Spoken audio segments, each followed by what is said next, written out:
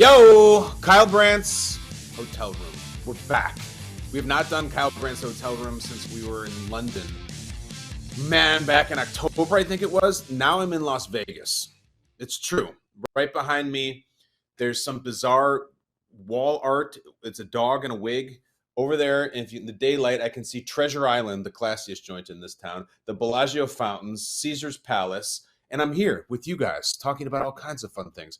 We did Kyle Brandt's car. We've done Kyle's room, and we're now back with a sequel to that one. I am right here for the Pro Bowl events. I'm sorry, the newly imagined Pro Bowl events presented by Verizon. I like saying it that way, here in Las Vegas. And we have a lot to talk about. The Brady retirement, the Super Bowl coming, and all the hijinks here in Vegas. I'm having great behind-the-scenes player interactions, and I just want to share it all with you people. Plus, we have from the hotel room, in which I cleaned out the minibar and ate a highly irresponsible large box of Reese's Pieces last night in a terrible bit of decision making. We'll get into that more, though. It's what I love, what I hate, and you know it, what's hilarious.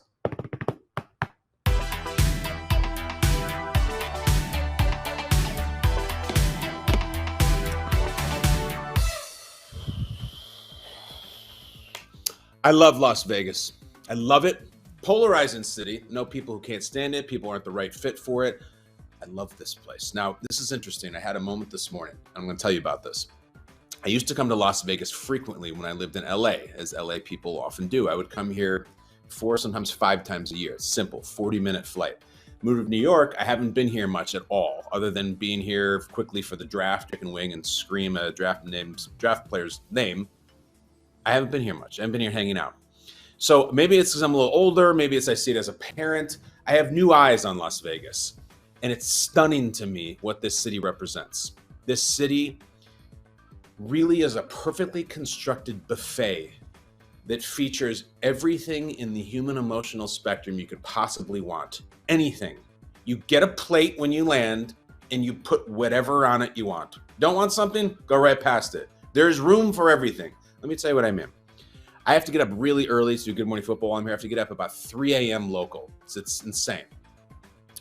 At 4:16 a.m. this morning, 4:16 a.m., think about that time. It's not still late. It's not yet early. It is that weird purgatory in the 24-hour schedule. 4:16 a.m. this morning, I'm walking through the lobby of this hotel. And I stop at one of these crossroads of the thoroughfare hallways that kind of meet right in the middle of it. And I just look around for a little bit. I have myself a look around. And I realize what kind of things are at my disposal if I would want them. Every single vice, desire, all of the above, they're just right there. And it struck me for a second. Let me tell you what I mean. You want liquor? Sure. Over this way, when I was standing there at 4:16 a.m., there was a full circular bar with 3 bartenders sitting there doing nothing because there was no one sitting at the bar. Open at 4:16 a.m. They'll give you anything you want. I could go up there. I could get a triple bourbon. I could get a massive martini. I could probably get a huge bottle of champagne, and they'd be more than willing to give it to me. Not just one bartender, 3 standing there, minding their own business, doing nothing. Liquor, it's right there, 10 steps away. If I took 10 steps the other way, I could walk in and bet, I don't know, $10,000 on a random basketball game I don't care about. Pennsylvania versus Cornell. I could do that if I wanted to. Liquor, gambling, not to mention to my right, there's 20,000 different slot machines if I want to hit the electronic button and see if I win. All the card tables are there. I could gamble. That's just right around me in walking distance, and we're just getting warmed up. Let's say I want some food at 4:16 a.m. It's 4:16 a.m. There's 5 restaurants around me. 5. I can turn around and count them. Every different cuisine. They're all open. I could get sushi. I could get oysters. I could get a steak. I could get spaghetti and meatballs. I could get pizza. I would sit down. I'd have it within 10 minutes. Anything I want to eat from any stretch of any cuisine in any part of the world is right there in the middle of the night, in the beginning of the morning for me. Food is covered. Let's say I want to go to the spa. They have 24-hour spas here. You get a massage at 2 in the morning. And I'm talking about like a nice place. You walk in there, spa, done. You want to do that? You want to go to the gym? The gym is open. You can get a workout there. It's just up those stairs from where I was standing at the crossroads.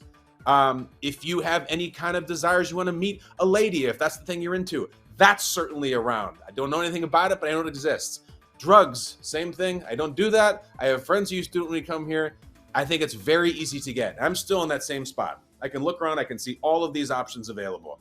Then you can go to a club and get all of the options in one place. And there's a club down the hall. I still haven't left. I haven't left the building. I haven't gotten in an Uber. I haven't gotten on a plane. It is all indoors. Entertainment. You can go see a show. You can go to a strip club. They're all there, just sitting there waiting, 24 hours open for you. Options. You want to do something totally different in golf? Tons of golf courses here. And now they have an NFL team here. Do you like your sports? The Raiders are here. They have an amazing stadium. It's right down at the end of the strip. I'm stunned, just still standing in my same spot, that anything I could possibly want, any sort of thing that would satisfy any vice that I have, anything that was either wholesome, filthy, and everywhere in between, I can have in under 20 minutes, sometimes under 20 steps. Most of them are legal, and most of them I don't even need to go outside to get. It is a crazy town they have set up here. I'm not doing an infomercial for Las Vegas. I just haven't been here for a long time, and I'm stunned at the immaculate setup and how easy everything is. I saw somebody getting a massage while they were playing cards. They got masseuses who will come up to you at the blackjack table. You pay them whatever, and they'll rub your shoulders while you're splitting your aces. They just stand there and do it. And then they make room for the cocktail waitress to come over and give you your drink. It's a stunning place. Do you like Vegas? Have you ever been here? There's people who are watching this right now who have never been to Las Vegas as adults.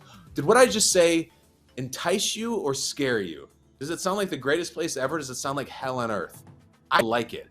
And I only indulge in less than half of what I just listed, but I know people who indulge in them all. And it's really the only place in America or the world you can do that. Las Vegas, an incredible place. Home of the newly imagined Pro Bowl games presented by Verizon. Let's talk about those. It's actually, well, let's wait for hilarious for this. Let's get to what I hate.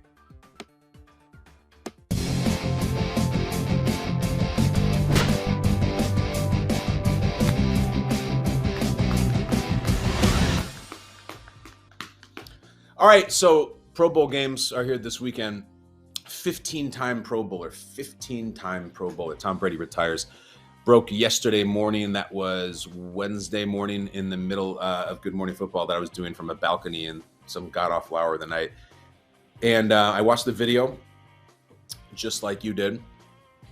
And this is what I hate, but I was actually really, really happy for Brady.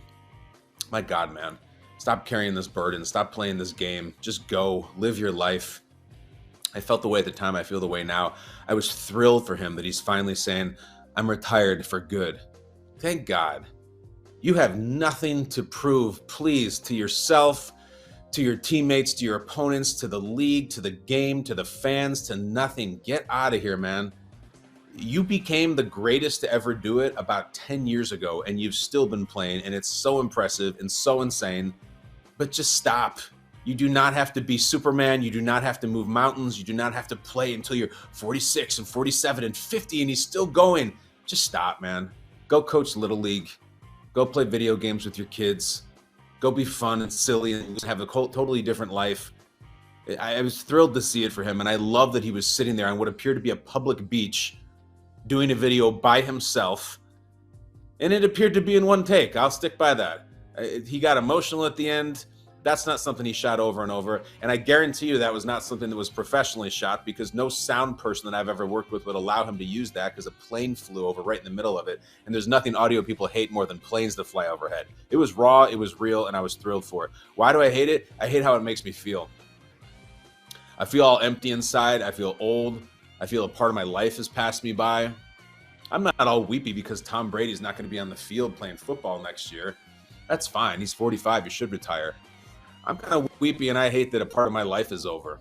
I just put cards on the table, and I say this candidly. Tom Brady was the only player in the NFL older than me. I liked that there was a guy older than me. I held on to that. It's gone now. That's not something I can say, oh, at least Brady's older than me. No, I'm older than every single player. I'm, at this point, older than I feel like half the coaches. And that's humbling for me, because I remember when I was really, really young and watching Tom Brady. You know, my first memory of Tom Brady in football wasn't with the Patriots. It wasn't even watching him play on the field at Michigan. I used to play a PlayStation 1 when I was in college, and it was NCAA football. And I loved playing with Michigan because they had Anthony Thomas, the A-Train, number 32, a running back who you might remember from back in the 90s, was really good. And I used to run it with the A-Train. And so they had this quarterback who wore number 10, Brady, who I came to learn about, and he would throw it to Ty Streets and whatnot. And that's when I first started becoming aware of Tom Brady. He was just a conduit through which I could hand it to the A-Train, Anthony Thomas. And then about 25 years later, I'm sitting here in Las Vegas, and I see that guy number 10 on a beach saying he's retiring and not playing anymore, and I get a lump in my throat. It's amazing how that happened. I think of my life through the watching Tom Brady lens. I remember watching him eventually with the Patriots when I was in my 20s, still with the Patriots, and I'm in my 30s, then the Buccaneers are in my 40s. I remember what I was doing, where I was, who I was friends with, maybe who I was dating, who I was married to at his different Super Bowls. I remember the first one, and I was at a party with idiot friends in LA, and we were doing shots of scotch, which you just don't do, but you do if you're 22 and watching the Super Bowl to be silly. And I remember his last Super Bowl win, sitting with my wife and 2 kids on the couch because it was in the middle of COVID, and 2 kids on the couch because it was in the middle of COVID. And I was explaining it to my son, and that's the difference. Doing shots of scotch with my moron friends in LA to sitting with my 2 children on my lap, watching him win a Super Bowl with a new team in his home stadium in the middle of the pandemic. And you're like, man, wow, where did the time go? I always say that I think for us Americans, just consumers in general, I think that the toughest celebrity death, and this is not a death, but it's toughest celebrity death to go through, is the musician, more so than the actor or the celebrity or the politician. The musician is really hard because one of your favorite musicians dies, the first thing you do is you go and play their music. And it's nostalgic as hell, and it's melancholy, and it takes you back to when you first heard it, and it's the soundtrack. And if someone dies that really means a lot to you, you play their music and it just tears you apart. I feel like Tom Brady retiring is one of my favorite musicians is not making music anymore. And maybe my favorite album of theirs hasn't been for years, or maybe I haven't been into them recent music. They've gone to a new phase, or maybe I have, but that person won't be making music anymore. No more albums coming from them, and they're going to retire, and they're not dying, and they're going to be with their family, but it's just over. No more concerts, no more albums, none of that stuff. No more t-shirts, no more tours. It's just over. And I've spent my entire adult life listening to that music, and it's tough to take. I saw something online the other day too, or yesterday, I think it was from the Pardon My Take guys, where they had a tweet and it just said, "Your childhood is over." And it was a picture of Brady and Breeze and Roethlisberger and Rivers and Peyton and Eli, and they're just all gone. They're all gone. They're all doing their thing. They'll never play football again. They all took the pads off. It's just done. And the way they put your childhood is over is hilarious. For me, it's not my childhood. It's my young adulthood. It's over. It's all gone. And I saw that. I was like, God, those guys are all walking away. It's tough to take. I got like a lump in my throat just thinking about it. Watching the amount of hours combined. How many hours combined do you think you've spent watching those quarterbacks, Rivers, Breeze, Roethlisberger, Brady, Manning? Thousands of hours of the prime of your life watching those guys. And it's just poof, we don't got to watch them anymore. And I know there's this whole thing about, well, the NFL's in good hands and the great young NFL talents. And listen, I'll put my hand up. I like watching Joe Burrow. I like watching Mahomes. It's tougher to relate to for me. Tougher to relate to Joe Burrow than it is someone like Phillip Rivers or even Eli Manning. These guys are more of my contemporaries, and I'll always enjoy the younger guys. And I enjoy the guys who are older than me. The Jim Kelly and Joe Montana and Dan Marino, I enjoyed those. But these guys who've all hung up, like, those are my guys. That's my era. Those guys are about my age. We have kids about the same age. And I know a lot of you watching probably feel the same way. And when you see all those names up there, damn. Breeze is gone, and Rivers and Roethlisberger and Manning, and not Brady. Brady was the last one. No, he's gone. I'm happy for him, but in a way, I hate it for all of us. It would have been cool to see him just keep going until he was 50, 51. Selfishly, we always got one of ours out there. He's our guy. This guy was born in the 70s. And he's playing with guys born in the 2000s, and he's still doing it. And that means something to us. If Brady can stay in shape and stay on top of his game, then maybe the rest of us can too. Well, it's over now. We got to find other motivation. I hate it. I'm sad about it. I'm happy for him. Sad for me. Let's move on to what's hilarious, though.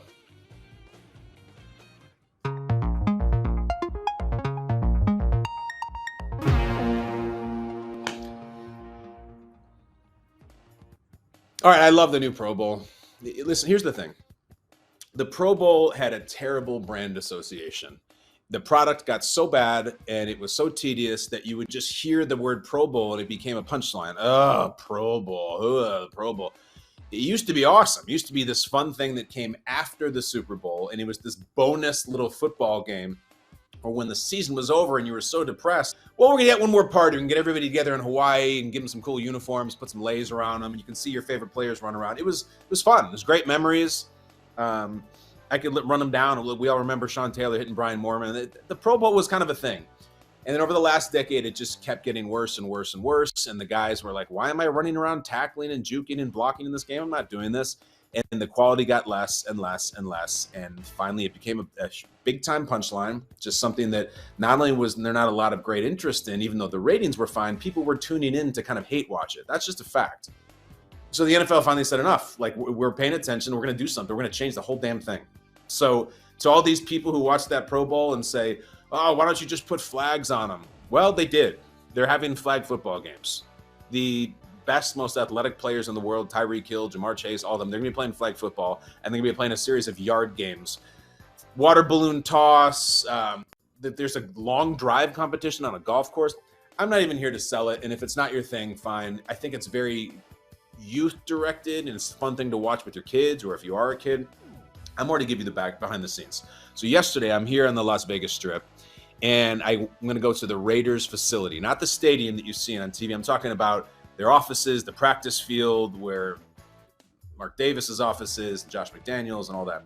So it's like a 15-minute drive, 20 in traffic. It's kind of outside of Vegas on the Strip, and it reminded me in Casino when Nikki and Ace go and have their conversation out in the desert, and there's holes in the desert. So I kind of liked that. And then you pull up there, and the Raiders facility is everything you could possibly imagine. It looked like it was designed by the Empire. I'm talking about the Imperial forces around built it. And there's a giant torch for Al Davis out front, and it's this strong, broad-shouldered, black and silver building. You pull through this giant gate. You walk through the front, and they got the Lombardi trophies from back in the day. There's a mural of John Madden, and there's the Super Bowl rings, and it's really impressive.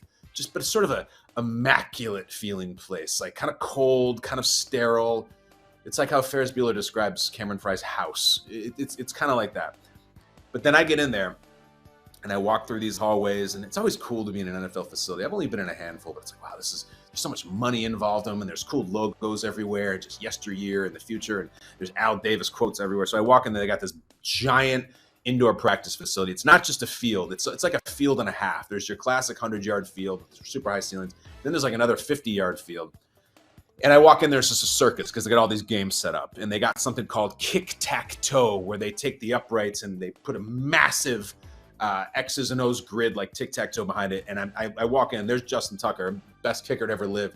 And he's just banging 50-yard field goals against it, X, O, trying to line them up. Because what I was visiting yesterday was a de facto practice session for the Pro Bowl games. It was like a sound check or a dress rehearsal, and they're kind of let the players out there kind of see what these drills and games are going to be, and then we'll do it for real. So Tucker was just getting working. There's all these players. I walk right by Micah Parsons. I see Jalen Ramsey. And I walk over, and I shot a thing with Kirk Cousins yesterday. Are you familiar with the Mr. Perfect throw and catch?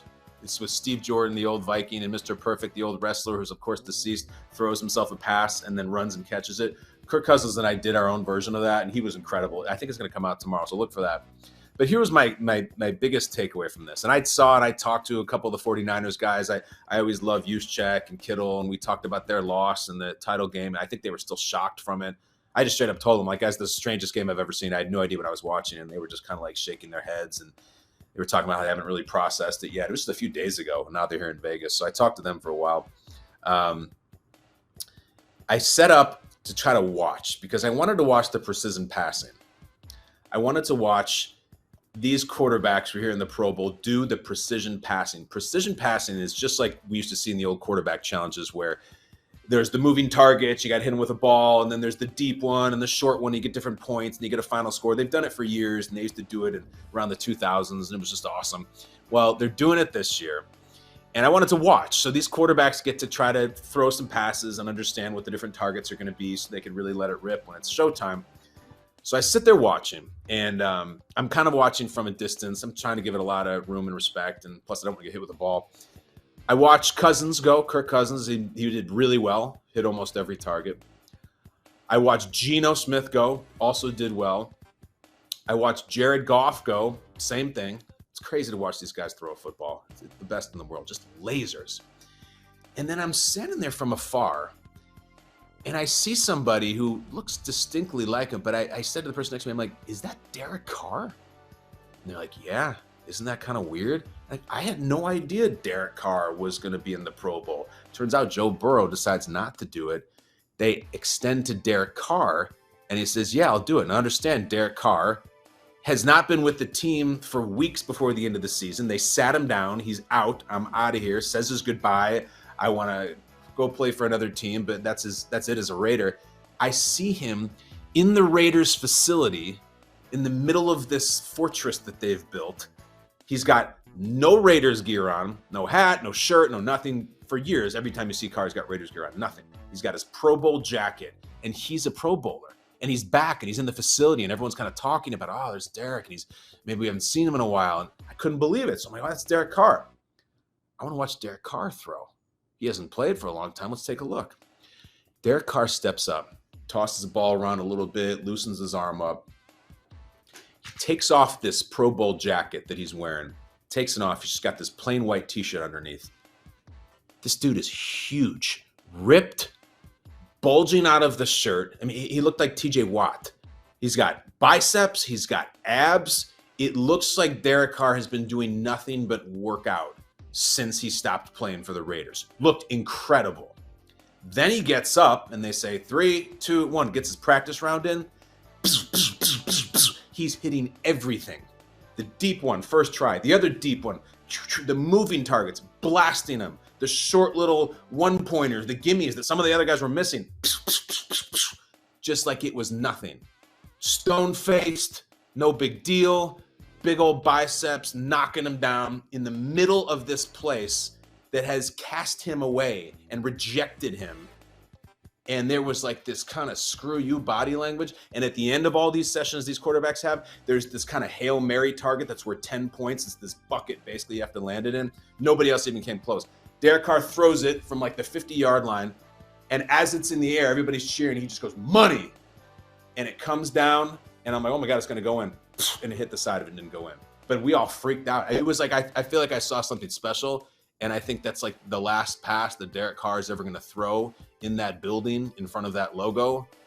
It was an incredible thing. And I'm telling you, he's going to start for somebody next year. I don't know how it's going to go, but I know he's going to be in shape, ready, mad, focused. He got a lot of hugs, a lot of pats on the back from the other players there. I think they knew there was something special going on there, and that was personal. And he put on a show, man. I hope he does it in the real thing, because behind the scenes, he looked incredible. Pretty cool. Good for you, Derek Carr. All right, let's move on to what we call, you want an incredible show. I see on the schedule right here. Next, we have Takes on Takes. Let's let it rip.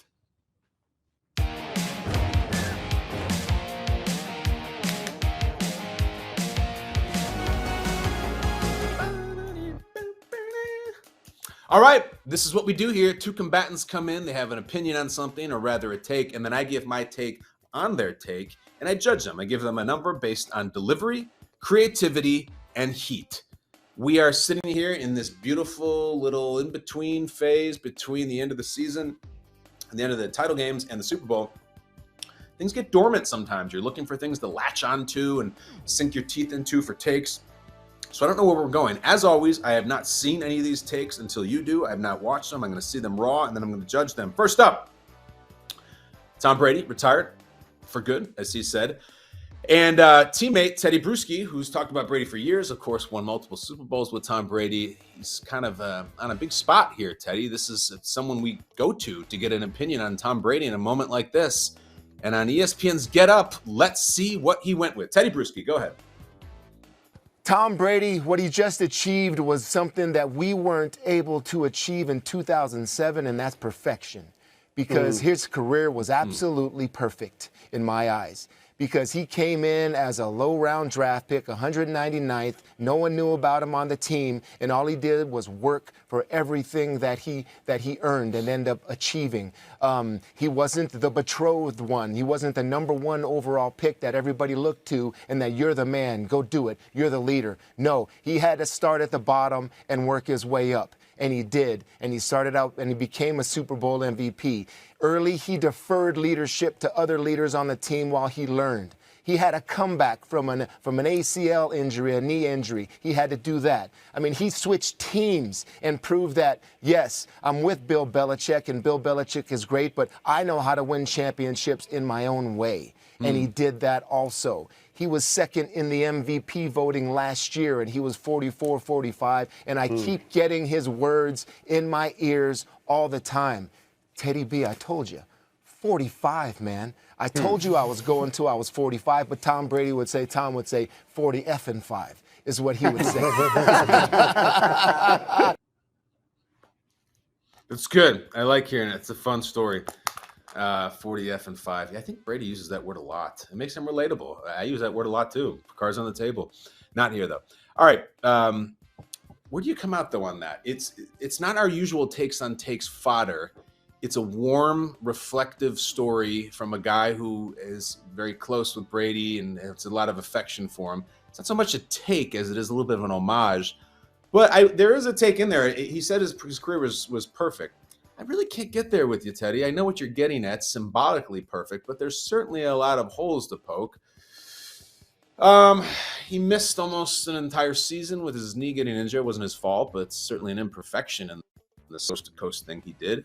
He was suspended by the league for a handful of games. A lot of to-do about that. He lost 3 Super Bowls. One of which he played a brilliant statistical game that had a huge turnover at the end to lose to the Eagles. Lost twice to Eli Manning. Made a couple big mistakes in those games. But really, that's about it. I'm bending over backwards. Played in 10 Super Bowls. So, perfect career, no. Best career we've ever seen, yes. Perfect take? Absolutely not. Take a good enough to get a 6? Yes. I will do it a 6. It was just warm, and it was appropriate, and it was a really good tone. A little bit of heat with the perfection. I guess, should I give him a 7? You know what? I'm going to stay with a 6. I'm looking up who's next, and they're just itching to get into the ring because it's a first-timer. Tedy Bruschi had never been on Takes on Takes. That was his debut. Guess who else is making his debut? Number 1. We got the Pope, sports Pope, Mike Francesa. This is great. Mike Francesa, who I've met. I've had great exchanges with. He's been on my show. I've been on his show. I met him once at a black tie event, and he was a very charming guy. I liked him a lot. I didn't grow up listening to him like a lot of the East Coast people in particular did, but I have an affection for him. So let's see what he does. Mike Francesa on a very special Mike and the Mad Dog reunion episode on First Take, which they did not expect to cover Tom Brady's retirement in. I think there was a lot of other stuff planned, but the news breaks. They got to talk about it. They got the Pope there. Let's hear Mike Francesa give his take to try to beat Tedy Bruschi's 6 on Tom Brady's retirement. Here we go. I'm going to throw a little, oil on the ceremony. Okay. He's not the best regular season quarterback I've ever seen. Peyton Manning was. What? He's not the best Super Bowl quarterback who ever lived. Joe Montana is. What he is, though, is the guy who played the longest, and he won the most games. He won the most Super Bowls, so he will be remembered because nobody's going to play 23 years, and nobody's probably ever going to have a chance to win that many Super Bowls. It's almost impossible to do. He was in the right place with the right coach, and he was that competitive. But let me say this. In the Super Bowl, just take the Super Bowl performances, nobody ever has competed on the level Joe Montana competed on, not even close. And in the regular season, I watch every game in the regular season. The best down-to-down, Sunday-to-Sunday quarterback I've ever seen regular season was Peyton Manning. You know what I love? I just love that the news breaks. It is fresh. It just happened. In a very sincere and modest and appropriate video, not some bloated production. Just a guy saying, I'm done, I'm retired, and I want to thank my family and all that. And I love that Francesa goes anti-Brady.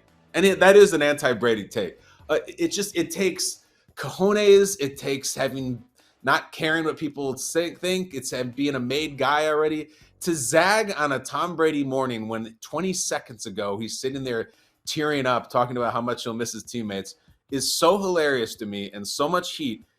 He easily could have just said, oh, like everybody else, like Bruschi, just the greatest, great guy, amazing. He's like, got nothing on Peyton in the regular season. You should have seen Joe Montana in the Super Bowl. It's hilarious. There are very few people in what we do that will do that. Because A, people just don't want the blowback of being quote unquote disrespectful to Brady. And B, their minds just don't think that way. You immediately see the Brady retirement like, oh, what a great thing. You don't even give it an hour to say, congratulations, Tom. He's already into, he wasn't as good as Montana in the Super Bowls. That's so funny to me. I don't know if it's right. Listen, Joe Montana is great. And the thing about him, 4 Super Bowls, and what people like to bring up is he obviously never lost one, and he never threw an interception in any of the 4 Super Bowls. Brady played in 10. 10.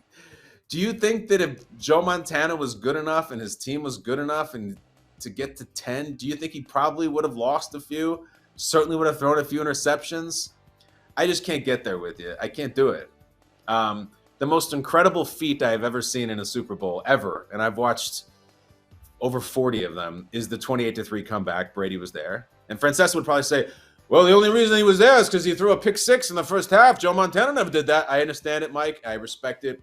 And then the Peyton Manning love out of nowhere that imagine your brain being so asymmetrical that you have a take that Peyton Manning is the best regular season quarterback. No one talks about who's the best regular season quarterback. That's not really a thing. And if they do, they usually say it's Dan Marino. Just so I respect the originality. I don't agree with the take. I don't have that take. I wouldn't have that take. I think Brady's greatness and the fact that he won one in Tampa. Joe Montana didn't win one in Kansas City, Mr. Francesa. Yeah, but you forget. I'm sure I do forget. You know what's funny is that I'm going to be Francesa down the road sometime. I can be so lucky, I hope. And there's going to be some crazy quarterback who's, Arch Manning or Arch Manning's kid, for all I know, who is going to be doing these incredible things. And someone's on some show is going to be saying they're the greatest thing ever. And I'm going to be like, nope. As soon as that kid retires, I'm going to say, we forget how great Tom Brady was. That's how this thing works. So that is a 9 for Mike Francesa, a 9 for instantly going contrarian and anti on Tom Brady and really giving him credit only for being able to play a long time. That's the only thing he said to Tom Brady. No one's going to play as long as him, so they won't win as many Super Bowls. Just amazing. No, wow, his incredible commitment to his body and his health and his leadership and the way he continued to evolve his game 20 years and he's so much respect from his teammates and opponents, and no one ever has a negative thing to say in the NFL about Brady, and everybody who's ever played with him seems to love him. No, he just played a long time, and if you play long enough, this isn't like a guy who hangs on for 4 years at a college program, and so they become that rebounds leader, and we all know that they were there 4 years because they weren't good enough to go to the NBA, and we all kind of understand that. Brady's not an aggregator. He threw 66 passes in his final NFL game.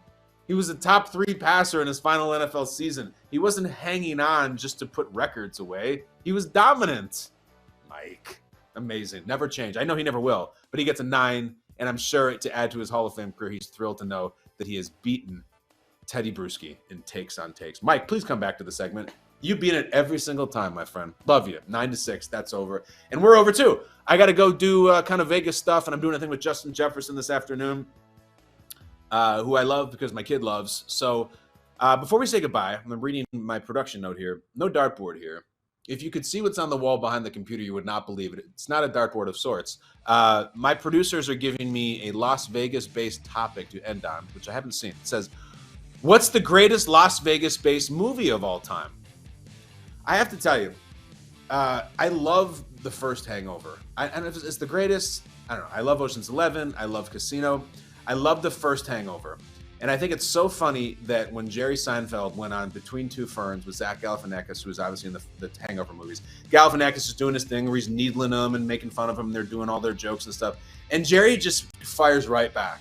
He doesn't take, and he kind of breaks the shtick of the show. And he's like, couldn't you have just left The Hangover alone? You had a comedy classic, an all-time classic, and you had to come back and make the dumb sequels and make all that money. Couldn't you have just left it alone? And Galifianakis is like ad-lib funny responses and stuff, but I love that Jerry did that, and I think Jerry's right. I saw half of part 2, never saw part 3, never will. Hangover 1, though, instant classic. Everybody in this era who comes to Vegas thinks of it. I'm looking at the sign for Caesar's Palace, and I want to go there and ask them if this is the real Caesar's Palace. Did Caesar live there? She goes, no. He goes, I didn't think so. It's great. That's my answer. That's the show, guys. That's Kyle Brandt's Hotel Room. We'll be back tomorrow. I'll have more adventures to talk about. I'm going to interact with a whole bunch of NFL players and God knows who else here in Las Vegas. Thank you. Love you. The hotel room door is right over there. Please see yourself out. Hit the elevator down to the lobby. Take it easy.